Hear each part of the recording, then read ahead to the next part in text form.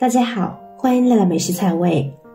夏天有一种黑色的小飞虫，经常出现在卫生间里，很多人都不知道它是从哪里冒出来的。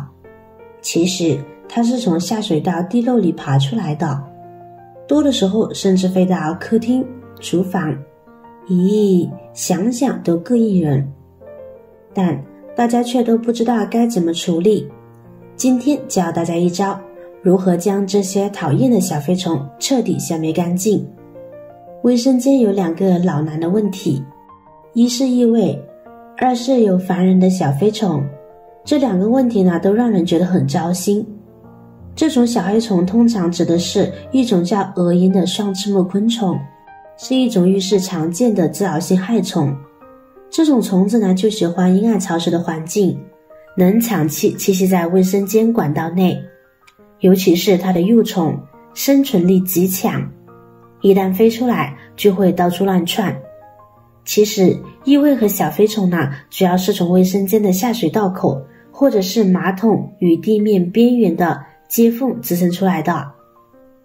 如果不及时处理，飞到清洁用具上还会传播病菌。首先要从根源做起，我们需要重点检查和清洗马桶和地漏连接处以及地砖，看是否有漏水和积水。如果有，一定要通过水泥胶和玻璃胶进行密封。小飞虫就是从这些地方积水繁殖出来的。然后呢，我再教大家重点处理下水道。这之前我们需要调配一些清洁液，需要用到的东西呢很简单。首先呢，就是我们家家都会用到的白醋，我们加入20毫升左右的量，倒入容器中，跟着再加入刚刚烧开的热水，倒入容器中。热水加醋有助于软化污渍，和白米醋搅拌融合，然后就可以将它倒入下水道中啦。缓慢地将热醋水倒入下水道中，让其流经管道。白醋有一定的清洁效果，能够有效地帮助我们去除下水道的臭味，同时也可以将细菌消灭掉。因为夏季天气比较炎热，卫生间有很多的小飞虫，这些小飞虫它们的这些虫卵都会附着在我们的下水道的内壁上面。等到天暖和的时候，它们就会从下水道的洞里边爬出来，导致我们的卫生间墙面上面呢就会有很多的小飞虫。所以想要消灭小飞虫，卫生间下水道是重中之重。将热醋水倒进去之后呢，记得把盖子盖上，因为下水道呢都会有一个转折处，热醋水呢可以在那里停留一段时间。盖上盖子，防止小飞虫飞出来。我们先用热醋水软化污垢，同时呢将小飞虫焖晕。接下来呢，我们再准备一个小碗，往里边呢倒入碱面，也就是平时使用的食用碱，一般超市呢都会有卖的，几块钱就可以购买一大袋了。然后再加入2-3勺的食盐，最后家里边有花露水的话，再加入少许的花露水，最后呢再加入开水，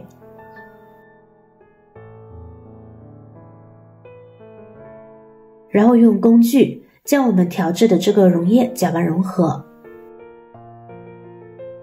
这样呢就可以了。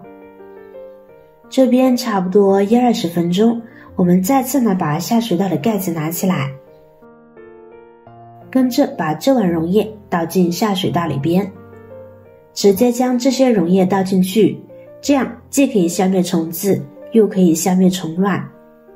这是什么原理呢？首先我们都知道，下水道里边呢肯定是很脏的，会有很多的污垢，而这些污垢呢有可能是油垢，所以倒入开水的话可以软化清洗干净，而且开水可以杀死虫卵，在根源上呢消灭小黑虫。加入食盐和花露水，食盐不仅消毒杀菌，也能够起到驱蚊的作用，毕竟花露水驱蚊是专业的，而我们所添加的食用碱也是有软化污垢的作用。再和刚才加入的白醋发生化学反应，就具有很强的清洁效果，可以去除下水道中的油污和腐烂的物质。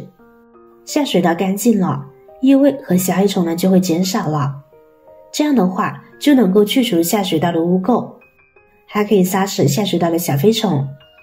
所以想要彻底的去除下水道的污垢，杀死下水道的小飞虫，就需要加入食用盐、食用碱以及花露水等物品，这样呢就可以很好的清理小黑虫了。平时有异味反上来，也是因为下水道堵塞了，一些脏东西排不出去的原因。所以大家想要消灭小飞虫的，除了点蚊香、喷杀虫剂之外，还可以用这种方法哦，特别实用。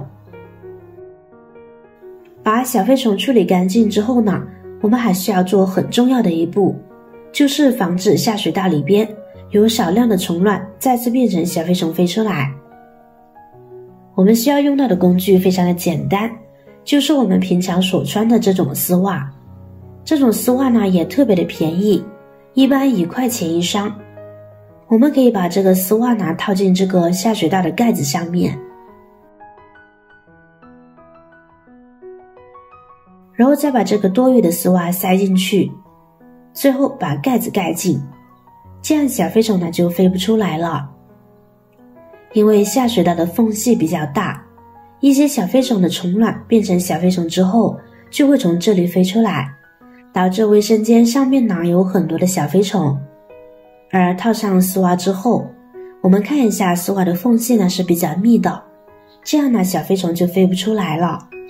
而且这样做还不影响排水，我们可以正常的洗澡、洗衣服。这个方法的优点就是不仅可以防止小飞虫飞出来，而且呢还可以防止头发的异物流入下水道，一举两得呢。最后提醒各位，小黑虫的生命力呢是比较顽强的，如果不时常清理下水道，可能过不了几个月，小飞虫呢又会飞得到处都是。所以呢，我们最好半个月清理一次下水道。通过采取合适的措施，我们可以轻松解决卫生间中飞虫问题，保持卫生间的清洁，以及定期清理排水管道。这些方法呢，可以有效的清除飞虫以及虫卵，同时预防卫生间飞虫再次出现也非常重要。通过以上简单的方法，我们就可以打造一个干净清爽的卫生间，远离飞虫的困扰。让我们一起努力，创造一个舒适卫生的生活空间吧。好了，今天的方法呢就分享完了。如果你还有更多的想法和建议，欢迎在下方评论留言哦。如果您看完视频觉得有帮助的话，记得点赞、转发、分享哦。点击我的视频头像，还可以观看更多的美食和生活技巧。别忘了关注我哟。感谢您的支持，我是瑶瑶，我们下期再见啦。